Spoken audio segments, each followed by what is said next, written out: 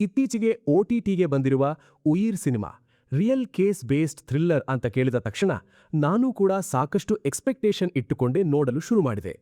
ಆದರೆ ಸಿನಿಮಾ ಮುಗಿದ ಮೇಲೆ ನನಗೆ ಬಂದ ಫೀಲಿಂಗ್ ಮಾತ್ರ ಸಂಪೂರ್ಣ ಬೇರೆ. ಹೆಸರಿಗೆ ಥ್ರಿಲ್ಲರ್, ಆದರೆ ಥ್ರಿಲ್ ಅನ್ನೋ ಫೀಲಿಂಗ್ ಮಾತ್ರ ಬಹುತೇಕ ಎಲ್ಲೂ ಸಿಗಲಿಲ್ಲ. ಸಿನಿಮಾವನ್ನು ರಿಯಲ್ ಸ್ಟೋರಿ ಇನ್ಸ್ಪೈರ್ಡ್ ಅಂತ ಪ್ರೆಸೆಂಟ್ ಮಾಡಿದ್ದಾರೆ. ಆದರೆ ಇಂಥ ಇನ್ವೆಸ್ಟಿಗೇಷನ್ ಕಥೆಗಳನ್ನು ನಾವೀಗಾಗಲೇ ಸಾಕಷ್ಟು ಸಿನಿಮಾಗಳಲ್ಲಿ ನೋಡಿದ್ದೇವೆ. ಹಾಗಾಗಿ ರಿಯಲ್ ಸ್ಟೋರಿ ಅನ್ನೋ ಟ್ಯಾಗ್ ಮಾತ್ರ ಈ ಸಿನಿಮಾವನ್ನು ಸ್ಪೆಷಲ್ ಮಾಡೋದಿಲ್ಲ ಅನ್ನಿಸಿತು. ಸ್ಟೋರಿ ತುಂಬಾ ಸ್ಟ್ರೇಟ್ ಫಾರ್ವರ್ಡ್ ಆಗಿ ಸಾಗುತ್ತದೆ. ಒಂದು ಸೀನ್ ನೋಡಿದ ಕೂಡಲೇ ಮುಂದೇನೋ ಆಗಬಹುದು ಅನ್ನೋದನ್ನು ಸುಲಭವಾಗಿ ಊಹಿಸಬಹುದು.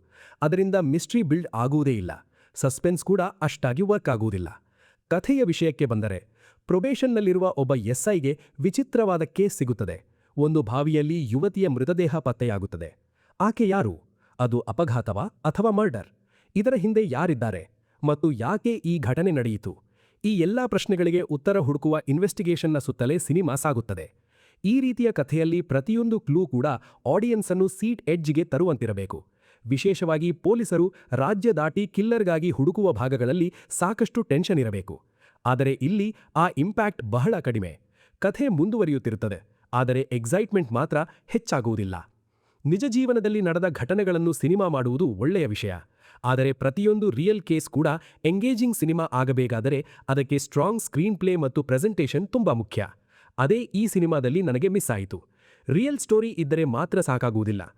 ಆಡಿಯನ್ಸ್ ಅನ್ನು ಹುಕ್ ಮಾಡುವ ಟೆನ್ಷನ್, ಸಸ್ಪೆನ್ಸ್, ಟ್ವಿಸ್ಟ್ಸ್ ಮತ್ತು ಇಮೋಷನಲ್ ಇಂಪ್ಯಾಕ್ಟ್ ಕೂಡ ಇರಬೇಕು. ಇತ್ತೀಚಿನ ದಿನಗಳಲ್ಲಿ ನಾವೇ ಸೋಷಿಯಲ್ ಮೀಡಿಯಾ ಮತ್ತು ನ್ಯೂಸ್ನಲ್ಲಿ ಸಾಕಷ್ಟು ಶಾಕಿಂಗ್ ರಿಯಲ್ ಕೇಸ್ಗಳನ್ನು ನೋಡುತ್ತಿರುತ್ತೇವೆ. ಹಾಗಾಗಿ ಸಿನಿಮಾ ನೋಡುತ್ತಿರುವಾಗ ಇದರಲ್ಲಿ ಹೊಸದೇನು ಅನ್ನೋ ಪ್ರಶ್ನೆ ನನಗೆ ಪದೇ ಪದೇ ಬರುತ್ತಿತ್ತು. ರನ್ ಟೈಮ್ ಮುಗಿಯುವಷ್ಟರಲ್ಲಿ ದೊಡ್ಡ ಸರ್ಪ್ರೈಸ್ ಅಥವಾ ಮೈಂಡ್ ಬ್ಲೋಯಿಂಗ್ ರಿವೀಲ್ ಸಿಗುತ್ತದೆ ಅನ್ನೋ ಎಕ್ಸ್ಪೆಕ್ಟೇಷನ್ ಇಟ್ಟರೆ ಅದು ನನಗೆ ವರ್ಕ್ ಆಗಲಿಲ್ಲ. ಪರ್ಫಾರ್ಮೆನ್ಸ್ ವಿಚಾರಕ್ಕೆ ಬಂದರೆ, ರೋಷನ್ ಮ್ಯಾಥ್ಯೂ ತಮ್ಮ ಪಾತ್ರವನ್ನು ತುಂಬಾ ನ್ಯಾಚುರಲ್ ಆಗಿ ನಿರ್ವಹಿಸಿದ್ದಾರೆ. ಪೊಲೀಸ್ ಆಫೀಸರ್ ಪಾತ್ರಕ್ಕೆ ಬೇಕಾದ ಸೀರಿಯಸ್ ಆಟಿಟ್ಯೂಡ್ ಚೆನ್ನಾಗಿ ಕಾಣಿಸುತ್ತದೆ. ಬ್ಯಾಕ್ಗ್ರೌಂಡ್ ಮ್ಯೂಸಿಕ್ ಡೀಸೆಂಟ್ ಇದೆ. ಕೆಲವು ಸೀನ್ಗಳಲ್ಲಿ ಓಕೆ ಅನ್ನಿಸುತ್ತದೆ. ಆದರೆ ಕಥೆಯ ಟೆನ್ಷನ್ ಅನ್ನು ಮತ್ತೊಂದು ಲೆವೆಲ್ಗೆ ತೆಗೆದುಕೊಂಡು ಹೋಗುವಷ್ಟು ಪವರ್ಫುಲ್ ಆಗಿಲ್ಲ. ಒಟ್ಟಿನಲ್ಲಿ ಹೇಳಬೇಕೆಂದರೆ ಈ ಸಿನಿಮಾ ನನ್ನ ಎಕ್ಸ್ಪೆಕ್ಟೇಷನ್ ಅನ್ನು ರೀಚ್ ಮಾಡಿಲ್ಲ. ನೀವು slow paced real case investigation drama ಇಷ್ಟಪಡುವವರಾದರೆ ಒಮ್ಮೆ ಟ್ರೈ ಮಾಡಬಹುದು. ಆದರೆ ಹೈ ಇಂಟೆನ್ಸ್ ಥ್ರಿಲ್ಲರ್ ಎಕ್ಸ್ಪೆಕ್ಟ್ ಮಾಡಿಕೊಂಡು ನೋಡಿದರೆ ನಿರಾಸೆಯಾಗುವ ಸಾಧ್ಯತೆ ಹೆಚ್ಚು. ಈ ಸಿನಿಮಾ ಜಿಯೋ ಹಾಟ್‌ಸ್ಟಾರ್ನಲ್ಲಿ ಸ್ಟ್ರೀಮ್ ಆಗುತ್ತಿದೆ. ಡಬ್ಬಿಂಗ್ ಕ್ವಾಲಿಟಿ ಚೆನ್ನಾಗಿದೆ.